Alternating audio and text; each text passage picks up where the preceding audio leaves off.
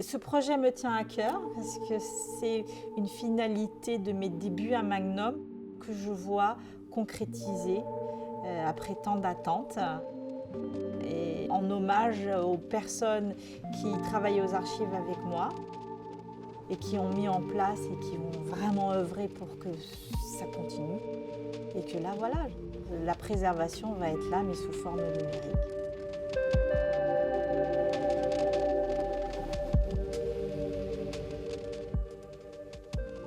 Je suis Naïma Kadur, directrice des archives du bureau de Paris.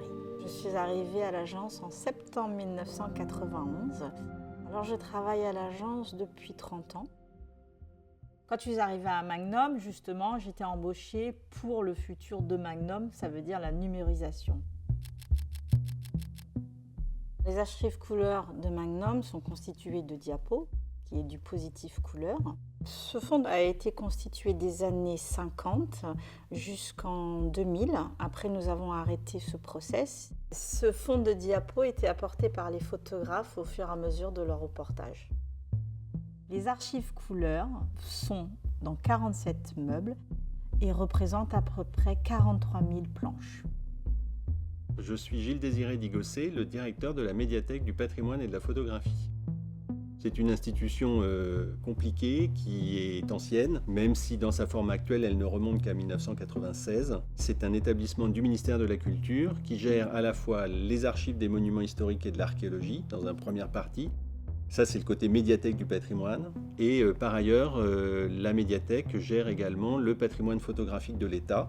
Depuis 2016, la médiathèque a repris de manière très volontariste cette politique de donation des photographes parce qu'en fait, quand un photographe arrive au bout de sa carrière, il a un ensemble d'archives photographiques, donc des matrices, des tirages et des archives papier. Et donc, eh bien, les enfants, les ayants droit, les héritiers du photographe n'ont pas forcément vocation à s'occuper du fonds de leur père ou de leur mère. Et donc, il faut trouver une solution si on veut que ce patrimoine ne soit pas dispersé ou ne disparaisse corps et biens. On travaille avec l'agence Magnum indépendamment et avec les photographes de Magnum indépendamment l'un de l'autre. Donc avec l'agence Magnum en leur offrant des espaces de conservation pour les fonds photographiques au fort de Saint-Cyr, donc une chambre fraîche et puis des espaces dans les magasins.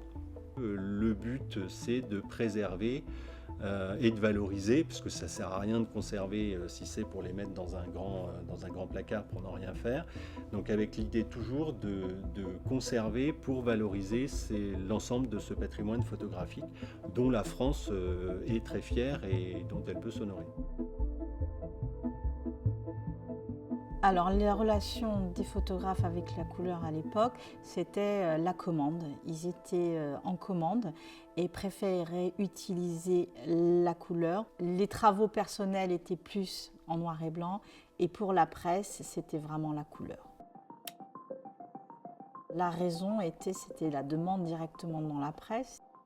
Les archives couleurs à l'époque étaient vraiment centrale, parce que c'est avec ça que les iconos, on appelait ça les iconos, sur la place de Paris, se déplaçaient à l'agence et venaient chercher leurs images. À l'inverse de maintenant, où ils vont sur le site pour se connecter, à l'époque, ils venaient et ils disaient, voilà, j'ai une recherche à faire sur tel pays. Et bien, on allait dans le classement et on sortait, chacun avait une table lumineuse dans les bureaux, arrivait et on leur mettait toutes les planches devant les iconos. Et justement, elles regardaient planche par planche les photos. Une fois qu'une image leur intéressait, elles l'isolaient et puis elles partaient avec et elles nous restituaient après les photos. Le classement des diapos est en 3 parties. Il y a le classement par pays, il y a le classement thématique et il y a le classement personnalité. Le classement des pays a une particularité, c'est qu'il a des couleurs. C'est ce qui nous permettait vraiment d'aller, comme des mots-clés, directement mettre la photo dedans. Donc nous avons le gris qui est les distros, le bleu qui est l'économie, le blanc qui est ville-paysage, le jaune humain, marron art archéologie, rouge événements politiques et vert personnalité politique. Alors, une distro, qui s'appelle une distribution était un langage Magnum et propre à une marque un peu Magnum qui s'exportait, on va dire, auprès de la presse. Et c'était une garantie d'avoir un storytelling, ça veut dire des diapos avec un texte et des légendes. La distro est un choix que faisait le rédacteur en chef avec le photographe. Quand le photographe revenait de reportage, ils faisaient ensemble ce choix et cette sélection pour justement décrire le storytelling qu'il avait fait sur tel événement ou tel pays, etc. Donc ici, sur cet exemple-là, on peut voir que les légendes ont été écrites à la main.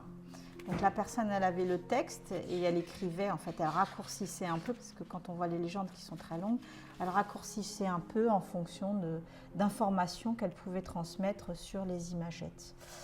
Et donc ça nous revient que ça, après, a été classé dans notre classement, comme on peut le voir, Irlande du Nord gris, et qu'au dos de la photo, on stampillait le code de classement. Donc à tout moment, quand la photo était extraite, en regardant son code de classement, elle nous identifiait, on pouvait la ranger. On recevait un set de distro avec des images. On en mettait un dans une classification qui s'appelait distro.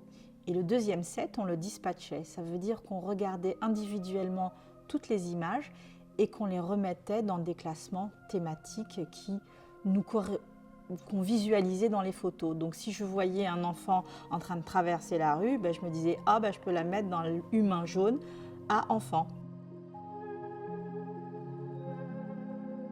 Alors, je m'appelle Mathieu Rivalin, je suis le chef du département de la photographie à la médiathèque du patrimoine et de la photographie.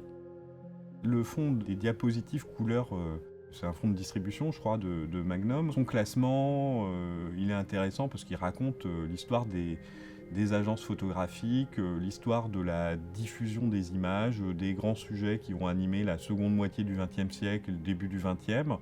Et donc, c'est intéressant de le garder. Après, c'est toujours intéressant d'aller retrouver des images d'auteurs dans ces fonds et des choses qui, pour certains auteurs, ont pu être un peu mises de côté parce que, quand même, ce qu'ils avaient envie de montrer, c'était leur photographie en noir et blanc.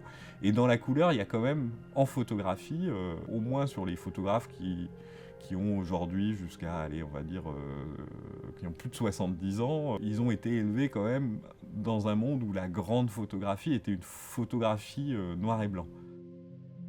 Et donc je trouve que ce fond couleur, il a cet intérêt, et il ne faut pas se dire que conserver la forme de l'archive et son organisation est intéressant, mais ça ne doit pas être le seul but. L'intérêt de ces fonds, ce sont quand même les images qui y sont, et donc c'est toujours important de pouvoir remontrer des images, montrer des images qui n'ont peut-être jamais été montrées, et donc ces images jamais vues, je pense que c'est un très beau projet.